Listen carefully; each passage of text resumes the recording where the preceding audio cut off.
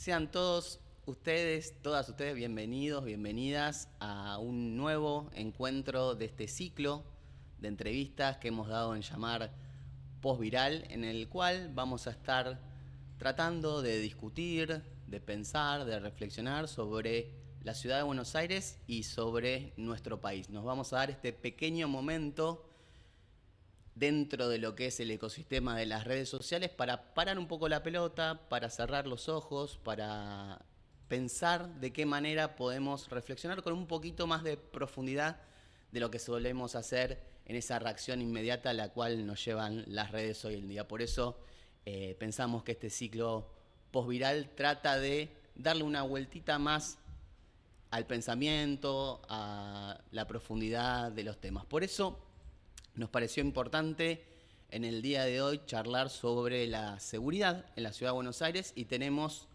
con nosotros a una especialista, es la directora de seguridad de LICiudad, estoy hablando de Silvia Larrufa, que también es politóloga, que tiene una vasta trayectoria en la función pública, fue funcionaria, fue secretaria de Articulación Federal en el Ministerio de Seguridad y fue también 2 veces legisladora por la Ciudad de Buenos Aires. Así que vamos a tener una perspectiva con ella desde la ciudad para la ciudad en términos de seguridad y también vamos a tener una mirada desde la ciudad, pero pensando también en la cuestión regional, pensando también en nuestro país. Así que, ¿cómo estás, Silvia? Bienvenida a nuestro ciclo. Muchas gracias y felicitaciones por esta iniciativa al Centro de Estudios Chacabucos. Bueno, gracias por acercarte. Vamos a tratar de que sea ameno. Que no sé, ¿estás acostumbrada al formato streaming? No, más No, soy de otra época. Notas tradicional. Bueno, todos nos estamos tratando de adaptar, así que bueno, va a ser es una experiencia que estamos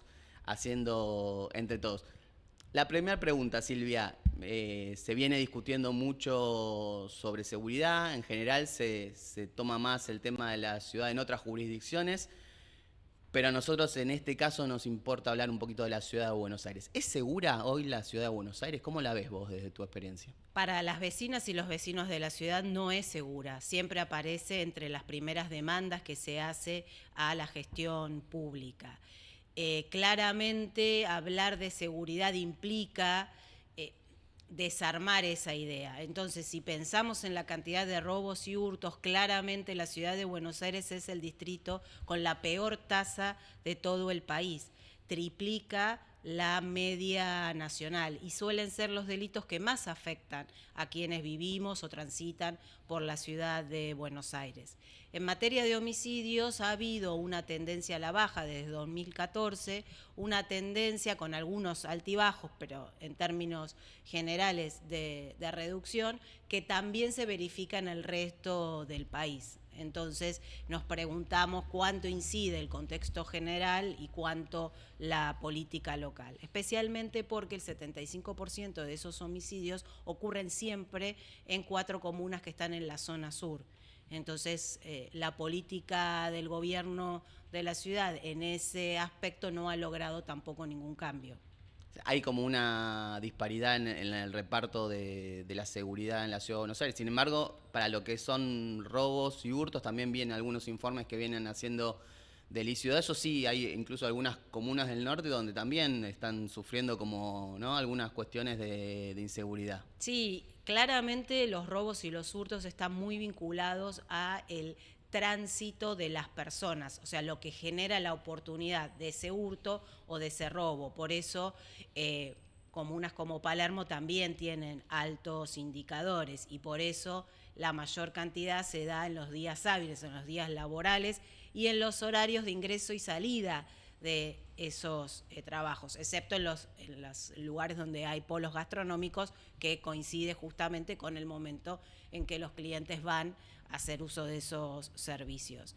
Y por supuesto, donde hay cabeceras de ferrocarril o de interconexión con algún otro transporte público, también. Si eso se sabe, porque así lo muestran las cifras oficiales, hay poca efectividad en las políticas de disuasión porque los puntos rojos, los puntos calientes en materia de robos y hurtos también hace 8 años que son siempre los mismos.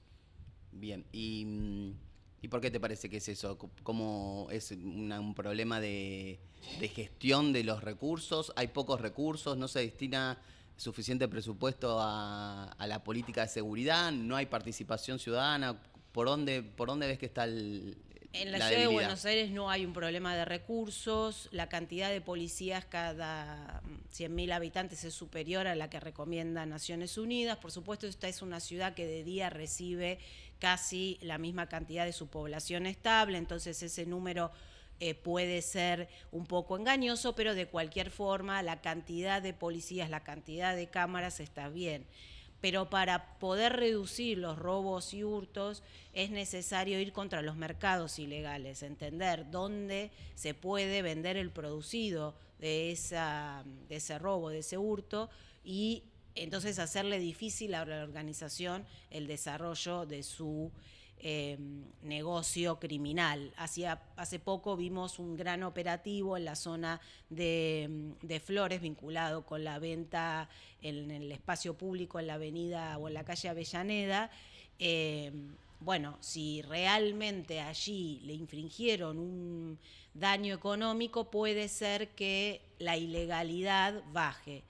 Si simplemente van por el eslabón más débil, lo único que va a pasar es que esa organización va a cambiar de mano de obra y en 1 o 2 semanas vamos a volver a tener la misma situación. Entonces, en ese sentido, no hay un gobierno de la ciudad con un plan de seguridad que muestre qué tipo de organizaciones se va a perseguir. Bien. Y tu diagnóstico, o el diagnóstico en este momento desde el Instituto de la Ciudad, es que estamos en presencia en la Ciudad de Buenos Aires, hay crimen organizado detrás de estos robos, que es lo que se ve, ¿no? En la superficie, el robo, el hurto, o es más una cuestión de la supervivencia de sectores que están en situación de ilegalidad o De vulnerabilidad. vulnerabilidad. ¿Cómo lo ves? Hay algunas organizaciones criminales, el hurto en particular, que es esa posibilidad de llevarte algo mientras el resto está distraído, está más vinculado con necesidades básicas insatisfechas. El robo de autos claramente tiene que tener detrás alguna organización para poder vender esas partes. No se utilizan solo para cometer otro ilícito, como escuché, creo que a la ministra de Seguridad de Sí, Nación. por ahí apuntaba porque... No es solamente por eso. Pero la política que hubo hace 2 décadas de combatir a los desarmaderos trajo que la caída desde el 2005 al 2025 en materia de robo automotor en la ciudad de Buenos Aires y en la provincia de Buenos Aires sea muy importante, aunque haya subido un poco en los últimos 2 años.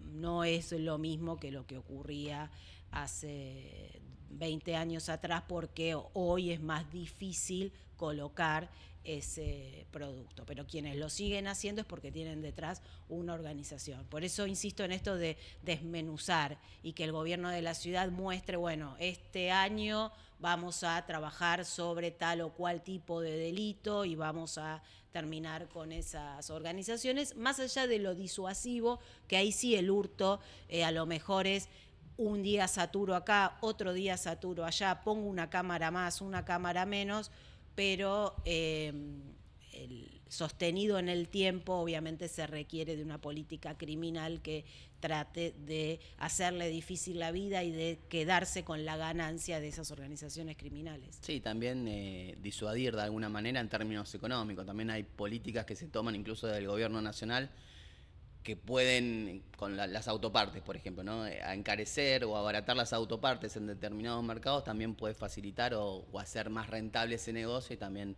provoca mayores índices de inseguridad.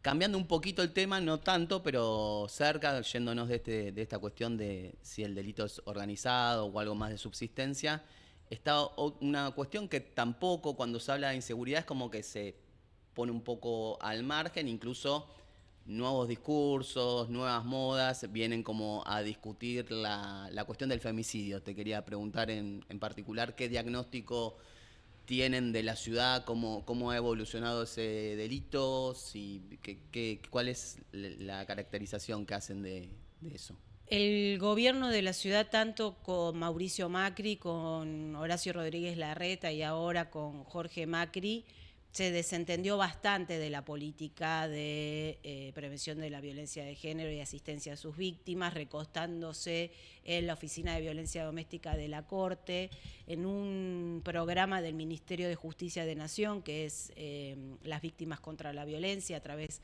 del número 137, y la articulación del 144, que eso sí lo lleva adelante el gobierno de la ciudad. En este año nos enteramos de la disolución de la mayoría de los programas de género que tenía el gobierno de la ciudad, y hasta hace muy poco estaban a cargo de la vicejefa de gobierno, con lo cual la situación es preocupante. No tenemos los datos del 2024, pero sí sabemos que se duplicó del 2023 en relación al 2022 la cantidad de femicidios. Y lo más trágico de esta situación actual es la idea del gobierno nacional de querer eliminar esa figura del Código Penal, que fue bastante compleja su inclusión, porque a veces cuesta entender el riesgo que tiene la mujer por el simple hecho de ser mujer. Podemos ser víctimas de un homicidio en ocasión de robo, y en ese caso no constituye un femicidio porque el riesgo es igual para varones que para mujeres. Pero hay contextos familiares, de relaciones o simplemente de algún tipo de atracción que nos genera un riesgo diferente. Y eso debe ser contemplado en el momento de la elaboración de las políticas públicas. Ahí no vas a poner una cámara de seguridad o un policía porque no te resuelve nada. Y también en el momento de la persecución criminal y de la investigación. Entonces esperamos que sea simplemente un tuit del presidente Milei y que el Congreso de ninguna manera logre esa reforma del Código Penal, y que el movimiento de mujeres logre a su vez, especialmente cuando todos los 3 de junio nos reunimos para decir ni una menos, que se financien los programas contra la violencia de género, porque además son compromisos que el Estado Nacional asumió en el marco internacional, con convenciones que tienen reconocimiento constitucional. Entonces no es una cuestión ideológica, sino un compromiso estatal que tiene que ser cumplimentado, no solo por los estados subnacionales, sino también por el Estado Nacional. Qué importante lo que decís, porque no solamente el tuit del presidente, sino también desde su vocería, desde distintos funcionarios, el ministro de Justicia incluso, confundiendo también, ¿no? Desvirtuando un poco lo que significa el femicidio, como si fuera un privilegio, como si las vidas valieran distinto, han llegado a decir, y no comprenden cuál es el nivel de violencia que sufren las mujeres y las diversidades también en algunos casos, solo por serlo, y como decías vos, explicabas muy bien, no está vinculado con ningún otro delito, sino solamente con el hecho de serlo. Cambiando un poquito el eje, estamos aprovechando que estamos con Silvia Larrufa, especialista en seguridad, así que estamos exprimiéndote, vamos tocando distintos temas, pero me parece importante que a los vecinos y a las vecinas de la ciudad de Buenos Aires les importa. Y la pregunta concreta de Silvia: ¿por qué se escapan los presos de las comisarías de la ciudad de Buenos Aires? Porque el PRO, con, insisto, Mauricio Macri, Rodríguez Larreta y ahora Jorge Macri, nunca quiso hacerse cargo de la política penitenciaria, como si recibir competencias penales no implicara eso, como si hubiera que decírselo explícitamente. Y la realidad es que cuando le dicen a la ciudad: vos podés perseguir e investigar determinados delitos, le están diciendo también: te tenés que hacer cargo de la condena, del tratamiento para los que sean privados de la libertad y también del seguimiento postpenitenciario. Siempre miraron para otro lado, se hicieron eco de un primer convenio que se había firmado cuando se traspasaron solo delitos que casi eran todos excarcelables, y nunca quisieron pensar primero cuál es el rol de la pena, porque aunque la Constitución Nacional diga que es solo, que no puede ser para castigo, la verdad es que el rol de la privación puede ser diverso. O sea, hay todavía teorías que se probaron en lo académico que no funcionan, pero que se siguen manteniendo en lo político, que creen que es para alejar el riesgo de la sociedad, y otras que muestran que se puede terminar con la reincidencia o por lo menos reducirla bastante en relación a los niveles que tenemos. Para eso hay que ponerlo así en una ley de ejecución local que permita a la ciudad tener su propia mirada respecto de la privación de la libertad. Hay que tener espacios que tengan las condiciones que permitan el desarrollo educativo, hacer deportes, tener ocio, trabajar, si no es Vos algo... tuviste un proyecto, ¿no? Tuviste un proyecto presentado 2005. en su momento. 2005. No, a veces me da vergüenza porque digo, se va a notar la edad, pero en el 2005, un gobierno de otro color, es decir, no hay ninguna chicana en esto, planteé que era necesario empezar a discutir. O sea, en ese momento estuvo muy bien y yo voté el convenio entre el gobierno nacional y el de la ciudad para que los presos fueran a devotos, porque iba a ser 1, 2, 3 presos por año. Entonces no tenía sentido hacer una inversión de recurso público para eso. Pero eso nos permitía saber que de a poco íbamos a incorporar nuevas competencias y que por lo tanto teníamos que resolver eso.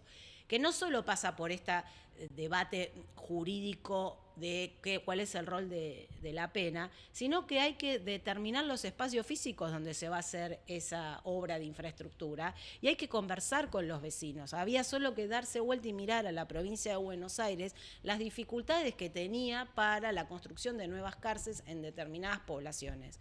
Entonces, si eso está pasando aquí cerca, es muy lógico que esto siga ocurriendo hoy cuando anuncian containers en vez de unidades, y en ese momento teníamos todo el tiempo para discutir, para hacer la mejor ley y también qué tipo de servicio penitenciario. Porque aunque el servicio penitenciario federal, en comparación a otros del país, tiene un nivel de desempeño mejor, la verdad es que yo en eso creo que no necesitamos transferencia de nada, que la ciudad tiene que empezar de cero, porque tiene que hacer una apuesta diferente, porque los niveles de reincidencia que tenemos en el país suelen ser altos. Entonces hay que trabajar para que si no lo quieren mirar desde un lado humanista, desde el punto de vista de la inversión pública, o sea, si vos tenés que pagar infraestructura, salario penitenciario, salud de los detenidos, comida, solamente para que un ratito esté alejado de la sociedad, pero después cuando vuelve va a ser lo mismo, es ineficaz. Y bueno, nunca se dio. El COVID hizo que todas las áreas penitenciarias empezaran a decir, bueno, no puedo tener sobrepoblación, y a eso se le suman algunas decisiones, especialmente de Rodríguez Larreta, pero ahora de Jorge Macri, de endurecer las condiciones de aprisionamiento. Y entonces se te va a disparar. Y el narcomenudeo también, ¿no? Cuando llega la política, la transferencia del narcomenudeo, me parece que también... ¿no? Eso movió las cifras. Hay que mirar todas las provincias que habían adherido antes y claramente el principal efecto negativo que tiene la desfederalización es el aumento de la población penitenciaria, porque las justicias en general provinciales además tienen el sistema acusatorio que tiene un montón de ventajas, pero una de ellas es que los procesos son más rápidos, entonces también hay mayor nivel de condena, y todo eso llevó a esto. Lo que pasa es que si hubiera sido inesperado uno podría tenerle un poco más de paciencia, pero si ya en el 2005 veníamos planteando, y después hubo otras iniciativas incluso del propio Consejo de la Magistratura de la ciudad, y no se hicieron cargo el mismo color político, entonces ahora están sufriendo las consecuencias de no tener decisión política en materia penitenciaria. Aparte está bueno, me lleva a hacerte otra pregunta ahora, ¿no? Pero está bueno el análisis que hace Silvia, en tanto y en cuanto también juzgándolo con su prisma ideológico, que es de carácter punitivo, corre por mi cuenta lo que digo, pero no, ellos miran el ejemplo de Bukele, por ejemplo, en El Salvador, y el ejemplo de Bukele es, más allá que uno puede estar de acuerdo o no en los métodos, es de una eficiencia estatal alta y con una inversión, que incluso con préstamos del FMI bastante cuantiosos, que yo a veces le digo, ¿no? Somos Bukele pobre, o sea, porque tenemos una política ultra punitivista, pero no logramos tener los recursos y la gestión necesaria para por lo menos hacernos cargo de ese punitivismo. Y en ese sentido, una pregunta que me surge es que me parece que la tenemos que tener desde el campo popular, me parece que no sé si está saldada, quería tener tu visión, esto que se está poniendo ahora de moda, sobre todo con lo que pasó en la provincia de Buenos Aires, que es la dicotomía, para ponerlo en dos nombres, Zaffaroni y Rudolph Giuliani, le podemos decir garantismo contra punitivismo, como lo quiera llamar. ¿Qué reflexión haces de eso? Si es una discusión que nos quedó antigua, si es una discusión que desde el progresismo, campo popular, peronismo, social, desde la cosmovisión que uno se quiera parar de este lado, lo tenemos que seguir rediscutiendo. Hay cosas nuevas. ¿Cómo ves vos cómo te parás en esa discusión y cómo la ves para la ciudad de Buenos Aires? Yo creo que es una discusión vieja porque en la etapa anterior al streaming los grandes medios de comunicación lograron estigmatizar a una de las dos posturas. Entonces, pararse desde algún lugar ya te pone en detrimento o en ventaja del otro. Además, algún exministro de Seguridad de la ciudad me ha dicho, pero obvio que yo soy garantista, soy abogado, lo que hacemos es defender las garantías. Uno tiene que tener en claro qué busca con su política criminal o su política de seguridad. El campo nacional y popular tiene que saber que el ser humano siempre es el centro de cualquier política, y en el caso de la seguridad también. Y entonces buscamos defender a nuestros vecinos, buscamos reconocer al personal de seguridad como trabajadores y trabajadoras, y también buscamos que las personas que cometen delitos tengan un juicio justo y una privación de la libertad, en el caso que corresponda, que les permita salir con más herramientas. En ese contexto hay que dar después los debates puntuales, porque insisto, en términos filosóficos o académicos siguen siendo muy relevantes esos debates, y hoy incluso hubo un conjunto de profesionales del derecho muy destacados que salieron a plantear una defensa del doctor Zaffaroni por los ataques que recibe del gobierno nacional, pero ese debate público está un poco perdido y creo que nos hace perder fuerzas frente a otras cuestiones, que es demostrarle cómo, en el caso nuestro que estamos hablando de la ciudad, el PRO no ha logrado bajar los robos y hurtos desde que gobiernan la ciudad. En breve van a ser 20 años, tenemos la peor tasa de todo el país y han incrementado el presupuesto en seguridad como han querido, es decir, no tienen un problema de recursos vinculados a la seguridad, y sin embargo sigue siendo una de las principales preocupaciones de las vecinas y los vecinos de la ciudad de Buenos Aires. Perfecto. Bueno, encarando para otra cuestión, me parece que el tema de la ciudad de Buenos Aires ya le dimos un par de vueltas interesantes. Una pregunta más general, ¿cómo ves el país en términos de seguridad? ¿Cómo ves la evolución, ¿no? A veces claramente la inseguridad es un tema de debate público, pero cuando uno compara con otros países, también se da cuenta que tenemos algunos valores, algunas cosas que realmente funcionan bien. ¿Cómo ves la cuestión del impacto del narcotráfico en la Argentina? ¿En qué situación estamos?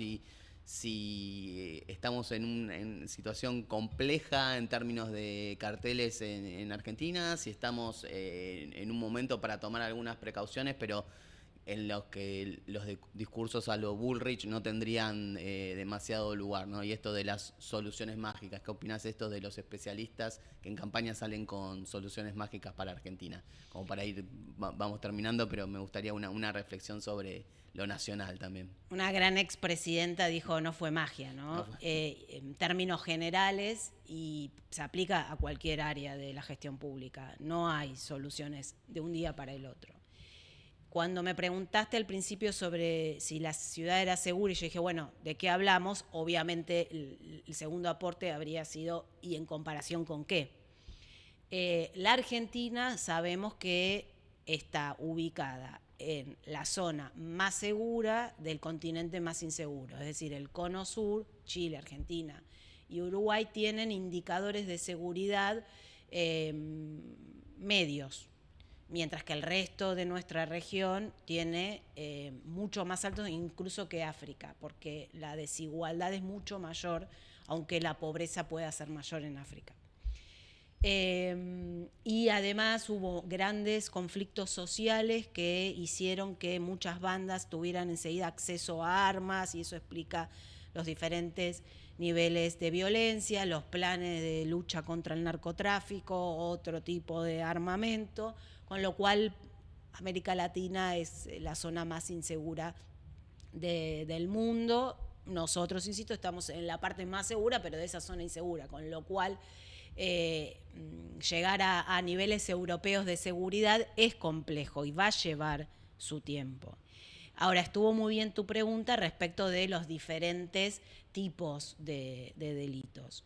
Los robos y hurtos en todo el país vienen aumentando en los últimos años. Algunas jurisdicciones con mejor impacto que otras, pero ahí está realmente el gran desafío, donde la articulación del gobierno nacional con los diferentes gobiernos provinciales es importante, porque en principio es un problema de las provincias y de la ciudad, pero no se resuelve solo con eso, ¿no? Lo que hablabas de las autopartes, o a veces se piensa que se podría llegar a acuerdos con las empresas de teléfonos celulares para que haya algún mecanismo que no sirva de nada robarse un celular.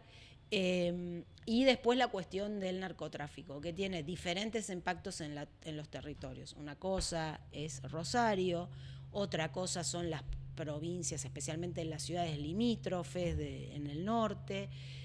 Muy diferente es la situación en el sur, pero no hay grandes organizaciones criminales instaladas en nuestro país.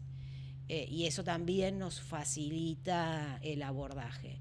Lo que no puede pasar es esto de, bueno, es una competencia provincial, es federal. Eso es una división jurídica para la justicia.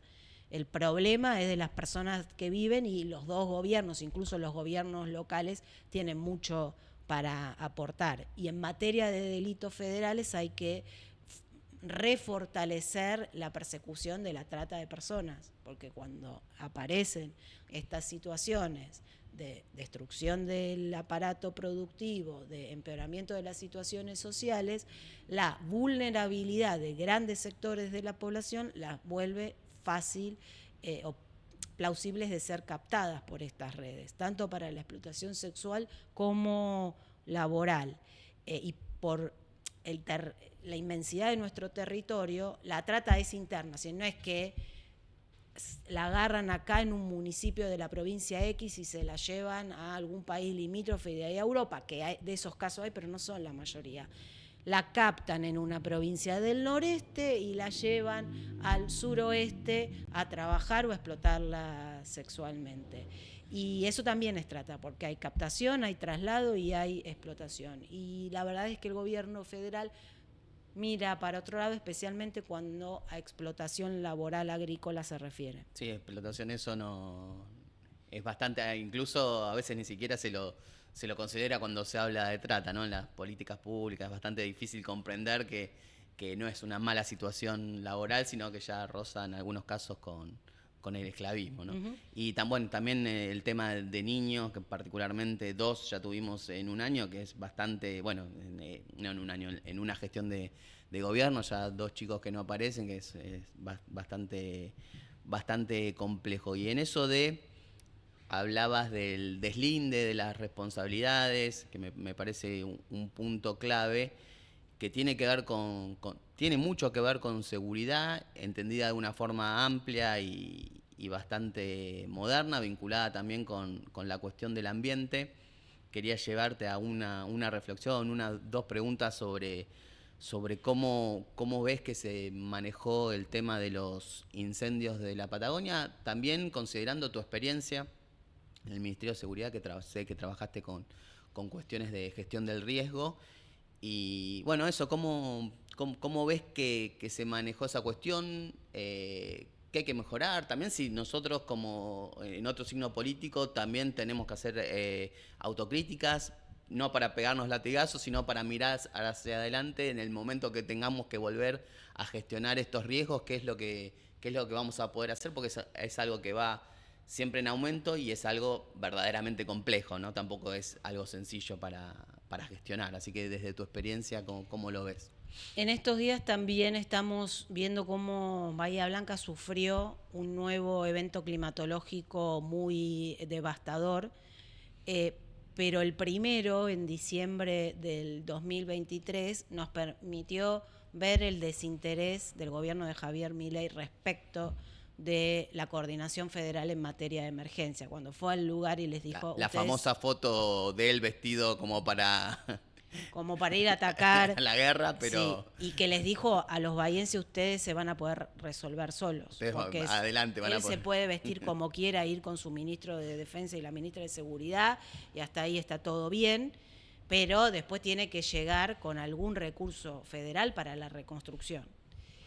Y en relación es particular al Sistema Nacional de Manejo del Fuego, esta pelea de quién lo tenía a cargo, que se lo lleva de nuevo seguridad, y la reducción del área de ambiente a una subsecretaría. Eso es un combo letal.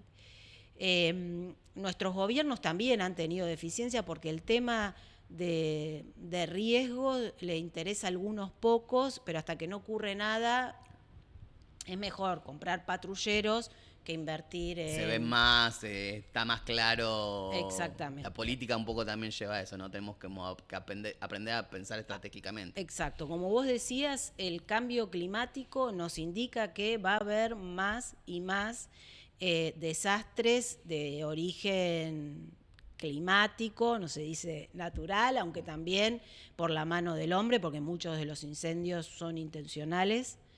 Eh, y entonces hay que trabajar mucho en la prevención. La prevención requiere de mucha coordinación interinstitucional, municipio, provincias y estados. Yo cuando dejé la gestión decía, el gran desafío es llegar a los municipios, ¿no? Los funcionarios nacionales de la región hablamos más o menos el mismo idioma, porque Naciones Unidas nos va guiando un poquito, tenemos leyes bastante parecidas. Los estados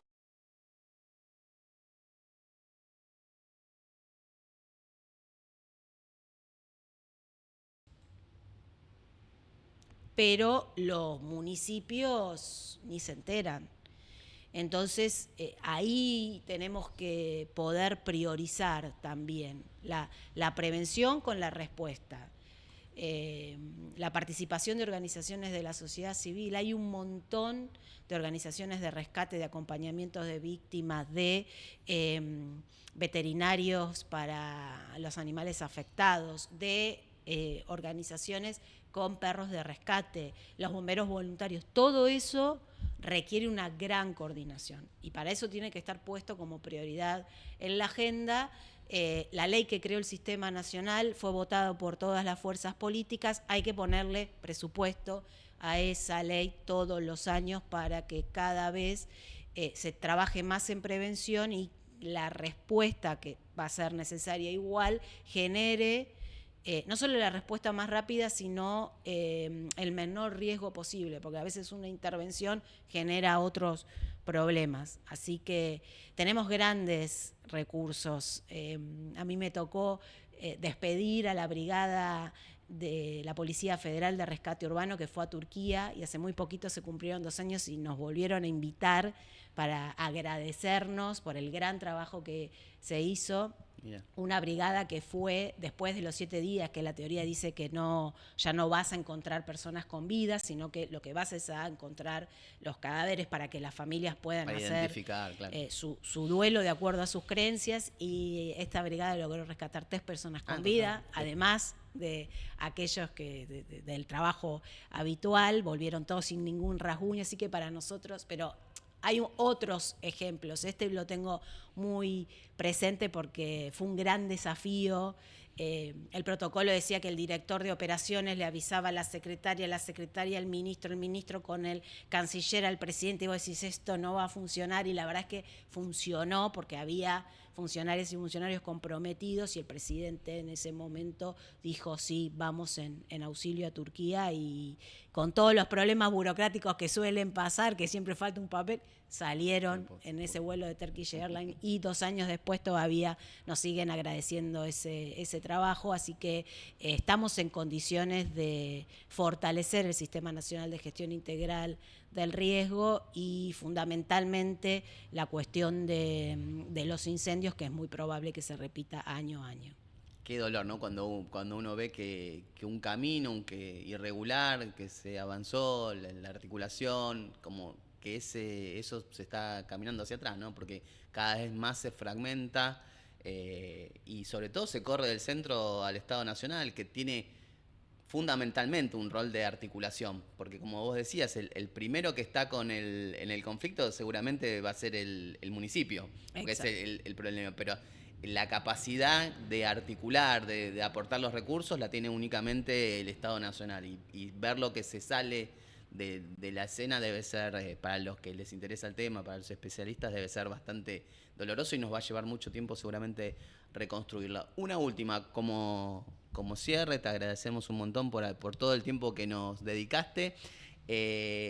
Simplemente, que desde nuestra mirada del mundo, ¿qué tenemos para aportar desde la seguridad para ser gobierno nuevamente? ¿Qué es lo que tenemos que volver a seducir a la población en términos de seguridad para que cuando volvamos a ser un mejor gobierno y poder solucionar algunas demandas que realmente son legítimas de la población? ¿Qué te parece que tenemos que apuntar? ¿A dónde tenemos que estar mirando? Creo que esa pregunta tiene 2 momentos. Uno es cómo volvemos a lograr la confianza. Ha habido un trabajo de sectores de la oposición en plantear que el campo nacional y popular, el peronismo, no tiene políticas de seguridad, y entonces tiene que estar en el discurso de todos nuestros dirigentes que una de nuestras prioridades es garantizar la seguridad a lo largo y a lo ancho del país, con nuestra impronta, pero que sea una prioridad, que aparezca naturalmente en nuestras referentes y en nuestros referentes. Y una vez que se logre eso, y una vez que estemos en el gobierno, sea porque logramos esa confianza o por otras virtudes, también confiar en nuestros cuadros políticos, pero que conocen de la temática. Nosotros tenemos que gobernar en base a evidencia empírica, no nos podemos dejar llevar por la tapa de los diarios. Hay datos que dicen dónde hay más robos, qué se roba, dónde están los homicidios, qué pasa con la venta de drogas, si en algún tipo de drogas hay producción. Entonces, ya sea en un gobierno municipal, provincial o nacional que nos toque gobernar, tenemos que gobernar en base a los datos que tenemos en materia de seguridad. Si no, vamos a hacer un gran gasto, vamos a poner... A mí me tocaba recibir compañeros intendentes que venían a pedir cámaras, y vos decías, ¿para dónde? No importa, quiero una cámara. Y seguramente su población lo aplaudía eso. Entonces, eso hay que saberlo, porque el componente subjetivo también es muy importante, y es importante no solo que bajen los robos, sino que las personas se sientan más seguras, porque si no puede lesionar a la democracia, porque cuando vos crees que hay mucha impunidad, podés decir, entonces voy a hacer justicia por mano propia, o voy a acompañar medidas que traspasan esas garantías básicas de las que hablábamos. Y yo creo que con eso alcanza, que con formular un programa que se base sobre la evidencia empírica, que tenga en claro, bueno, trata, en el caso del gobierno federal, contrabando, narcotráfico, hago esto, ¿cómo fortalezco las competencias en materia de investigación de delitos económicos? Que ahí es donde todavía nos falta, por supuesto, es lo más difícil. Y hay grandes recursos en las fuerzas federales, pero fortalecer la inteligencia artificial que nos puede facilitar para entrecruzar información. Con eso creo que vamos a hacer una gran gestión, teniendo siempre presente que el ser humano está ahí en el centro de nuestras políticas públicas. Bueno, Silvia, la verdad es que te agradecemos un montón tu tiempo, tu expertise. La verdad que fue una linda charla para poder tomar un tema que en general se usa, como decías bien vos, con soluciones mágicas y que no tienen que ver con esto, con lo empírico, con la realidad de lo que le pasa a los y las argentinas. Así que muchas gracias, les agradecemos a todos también del otro lado por escuchar la entrevista, por ver la entrevista. Les pedimos, si bien el ciclo se llama Postviral, no es que no nos gustan los me gusta, valga la redundancia. Así que suscríbanse, compartan y nos vemos en la próxima entrega de Postviral. Muchas gracias.